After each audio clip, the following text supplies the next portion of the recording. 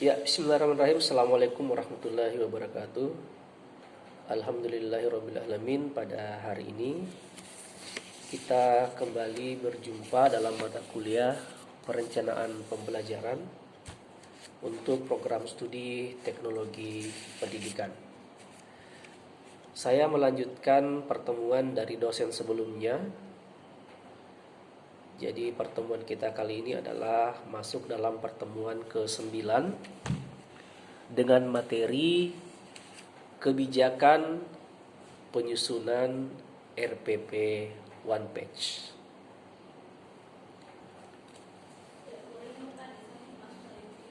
Ya, jadi kita pahami betul adik-adikku sekalian bahwa RPP itu merupakan rencana program pembelajaran yang artinya sebuah rencana yang telah disusun oleh guru sebelum melakukan proses pembelajaran. Hal ini sangat penting dilakukan supaya dalam mengajar itu kita punya tahapan-tahapan tertentu, bukan tiba masa tiba akal. Jadi ibaratnya di perjalanan sebuah hutan, kalau kita masuk di sebuah hutan, RPP itu ibaratnya adalah kompas yang bisa menunjukkan arah kemana kita harus melangkah agar tidak kesasar dan bisa mencapai tujuan dengan jelas. Ya, jadi RPP ini baik guru, dosen maupun tenaga pendidik di berbagai bidang itu pasti akan menyusun sebuah rencana sebelum melakukan sebuah proses pembelajaran.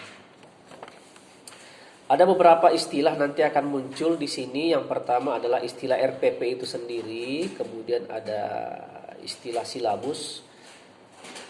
Karena silabus ini akan menjadi dasar dalam pembuatan sebuah rencana pembelajaran. Di silabus ini memang sudah disiapkan. Kalau silabus untuk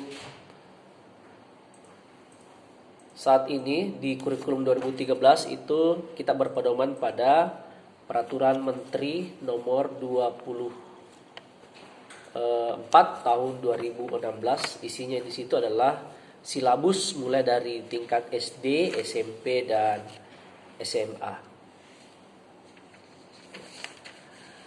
Di kurikulum 2013 saat ini beberapa waktu yang lalu itu ada perubahan RPP yang tadinya RPP-nya itu tebal, panjang. Malah ada mengatakan bahwa bisa ketika dicetak bisa mencapai 1 rim. Kalau sekarang RPP-nya itu diistilahkan sebagai RPP One Page atau RPP 1 halaman. Ya.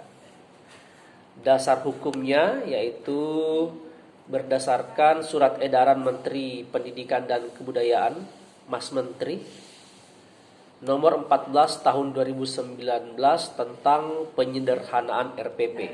Ya, jadi di situ disampaikan oleh Mendikbud bahwa hal ini merupakan kebijakan yang sangat revolusioner bagi para guru, yakni tidak lain dan tidak bukan membuat RPP itu 1 halaman saja. Ya, 1 halaman saja, tapi bukan RPP yang dipangkas menjadi 1.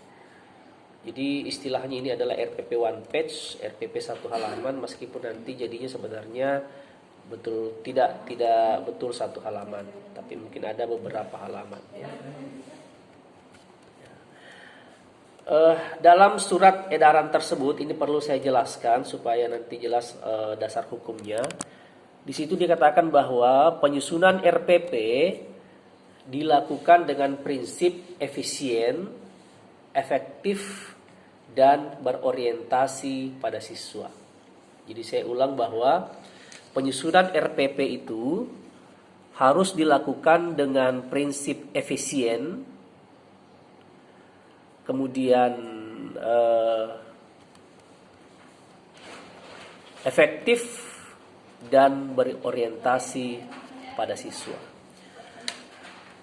Kenapa dikatakan efisien? Efisien berarti bahwa penulisan RPP itu dilakukan dengan tepat, ya, tidak menghabiskan banyak waktu dan tenaga.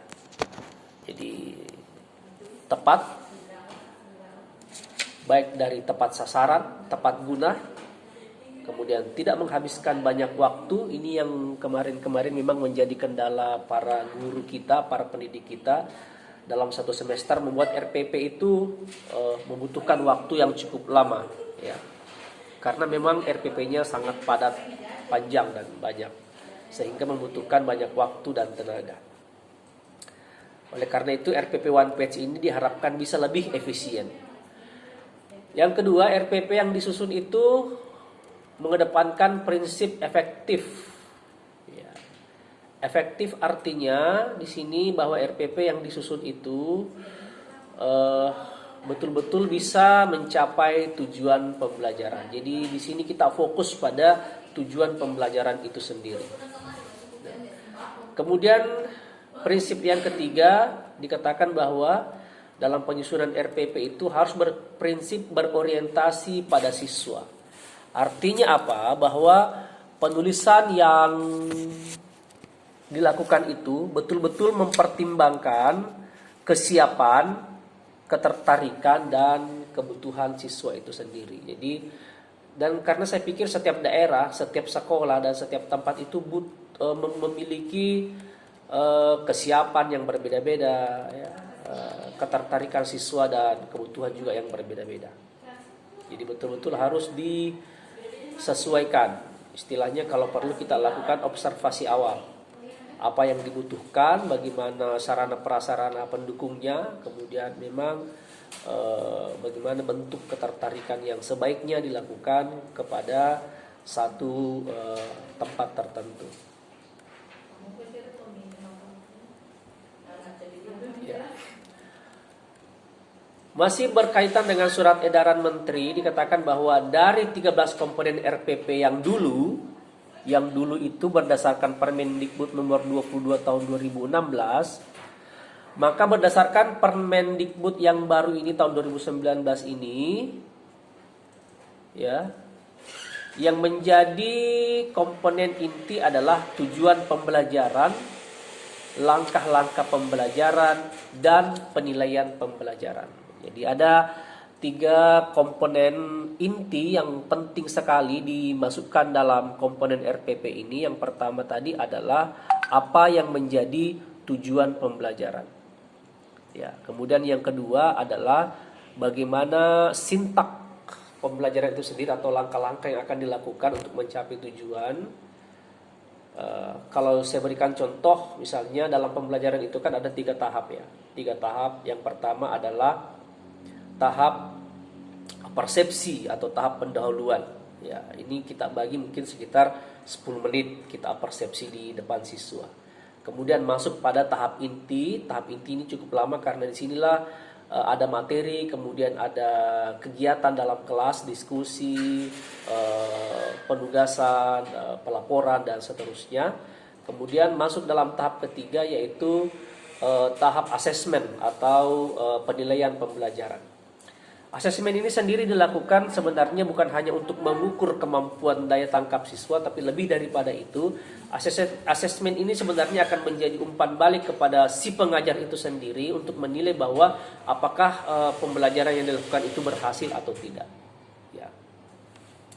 Kemudian dalam surat edaran tersebut juga itu memuat tentang bahwa sekolah atau kelompok guru mata pelajaran dan sekolah atau kelompok kerja guru atau MGMP dan individu guru secara bebas dapat memilih. Nah, di sini intinya bahwa guru itu dapat memilih, membuat, menggunakan, dan mengembangkan RPP secara mandiri, ya, untuk sebesar-besarnya keberhasilan belajar siswa. Ya.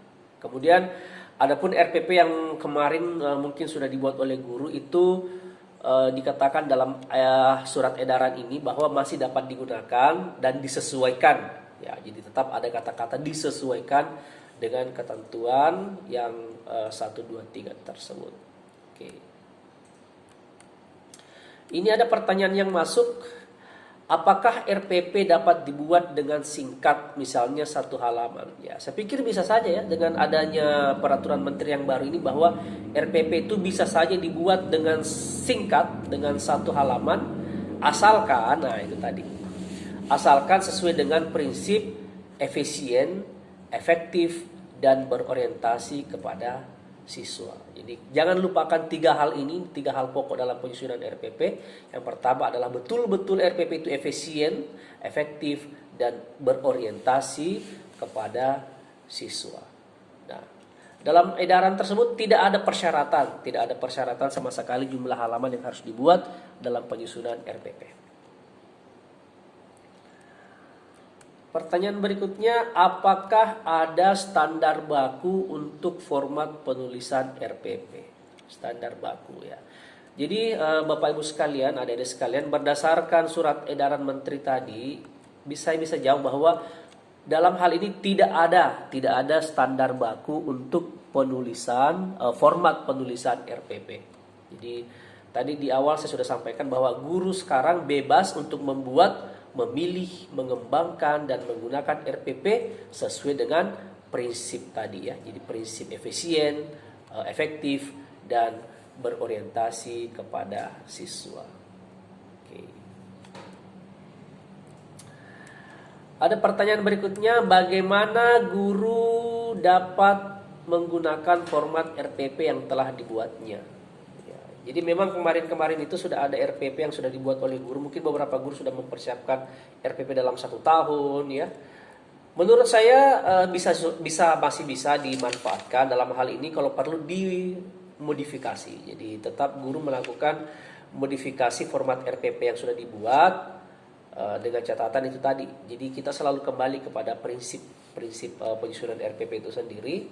Kalau menurut Mas Nadiem itu yang perlu itu adalah efisiensinya, efektivitasnya, kemudian bagaimana orientasinya RPP yang kita buat ini untuk siswa. Ya. Berapa jumlah komponen dalam RPP? Ya, ini pertanyaan yang bagus. Saya bisa jawab bahwa jumlah komponen dalam RPP itu ada 3 ya. Jadi ada 3 komponen inti dalam RPP. Komponen inti itu yang pertama adalah tujuan pembelajaran. Ya. Untuk pembuatan ini nanti pertemuan ke depan kita akan melihat bagaimana cara menyusun tujuan pembelajaran. Kemudian komponen yang kedua adalah langkah-langkah pembelajaran atau kegiatan dalam pembelajaran itu, sintaknya, tahap-tahapannya. Ya, misalnya kita mengajar 2 kali 45 menit, dalam 2 kali 45 menit itu apa saja yang harus dilakukan? Ya. Kalau di kurikulum 2013 itu sendiri sebenarnya guru menjelaskan, kalau dalam kegiatan pembelajaran itu guru menjelaskan itu ya sekitar 20 menit.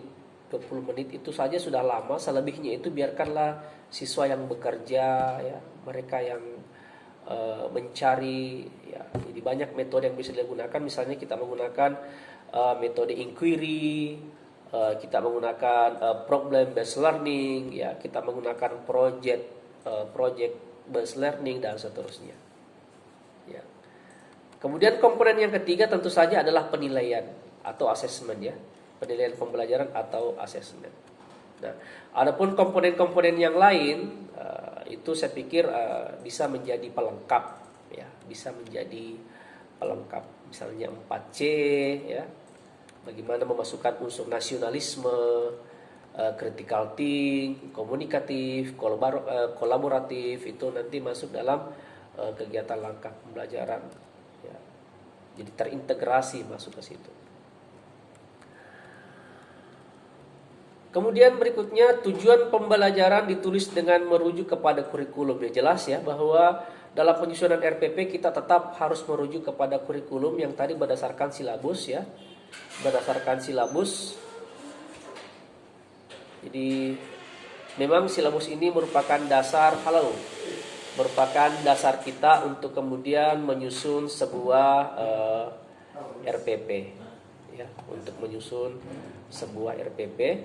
Jadi silabusnya bisa saya di-download, yaitu Permendikbud nomor tahun 2016 nomor 24 ya, nomor 24.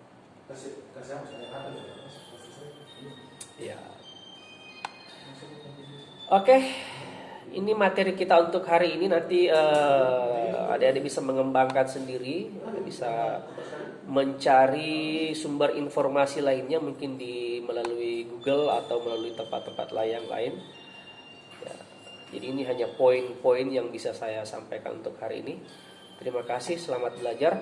Assalamualaikum warahmatullahi wabarakatuh.